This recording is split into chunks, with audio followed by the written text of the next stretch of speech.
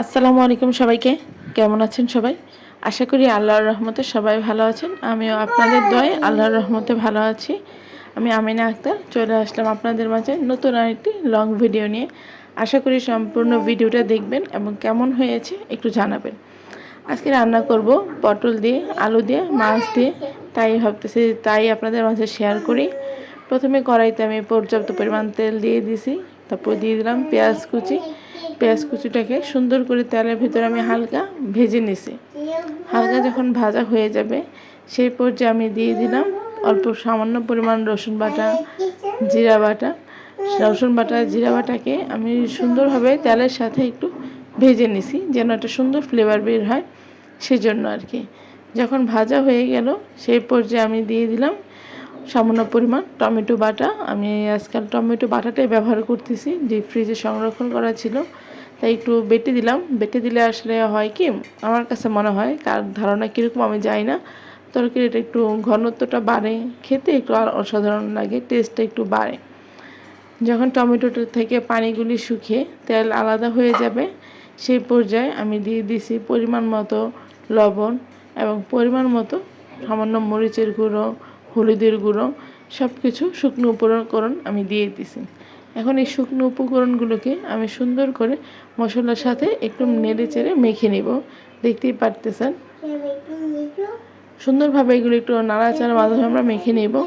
যখন দেখব পুড়ে আসতেছে বা পুড়ে যাবে, আমরা সামান্য পরিমাণ পানি অ্যাড করব। আমার এখানে যেহেতু হালকা পানি ছিল, তো আমি পানি প্রথমে অ্যাড করিনি। এখন একটু সামান্য পরিমাণ পানি আমি অ্যাড করলাম যেন মশলাগুলোকে সুন্দর করে একটু কষানো যায়। মশলাগুলো যখন সুন্দর করে কষানো হয়ে যাবে সেই পর্যায়ে আমি দিয়ে দিব আগের থেকে কেটে রাখা আমাদের পটল এবং আলু কুচিগুলোকে। আমি পটল এবং আলু কুচি করে সুন্দর করে আগে কেটে ধুয়ে রাখছিলাম, সেগুলিকেই আমি সুন্দর করে মশলার ভিতরে ঢেলে দিছি। মশলা দেওয়ার পরে আমি এগুলিকে সুন্দর করে মশলার সাথে তরকারিগুলোকে নেড়ে চেড়ে মাখিয়ে নেব আর কি। সুন্দর করে যখন মাখানো হবে আমি এটাকে এভাবে রেখে দেবো ঢাকনা দিয়ে। কিছুক্ষণ পর পর আমি আবার এটাকে নেড়ে দিব। পানি দিতেছি না আমি এখনও, যেহেতু তরকারিতে হালকা পানি বের হইতেছে, সেজন্য আমি এখনও কোনো পরিমাণ পানি অ্যাড করিনি। এগুলিকে আমি সুন্দর করে কষিয়ে নিতেছি। তরকারিতে আমি আলাদা পানি অ্যাড করব তখনই যখন দেখব মশলার পানিগুলো শুকিয়ে আসছে, তেলের উপর তরকারিটা চলে আসছে, সেই পর্যায়ে গিয়ে আমি কিছুটা সামান্য পরিমাণ পানি অ্যাড করব। আমি কিছুক্ষণ পর পর এটাকে নেড়ে দিতেছি, যেহেতু পানি শুকিয়ে আসতেছে, যেন লেগে না যায় কড়াইয়ের সাথে, সেজন্য আর কি। দেখতে আমার কাছে এখন তো সুন্দরই লাগতেছে, খেতেও কিন্তু মাশাআল্লাহ ভালোই হয়েছে। এখন আমি যখন আমার মশলা দেখতে পাচ্ছেন তেলের উপরে চলে আসছে, এই পর্যায়ে আমি সামান্য পরিমাণ মতো পানি অ্যাড করে দিছি।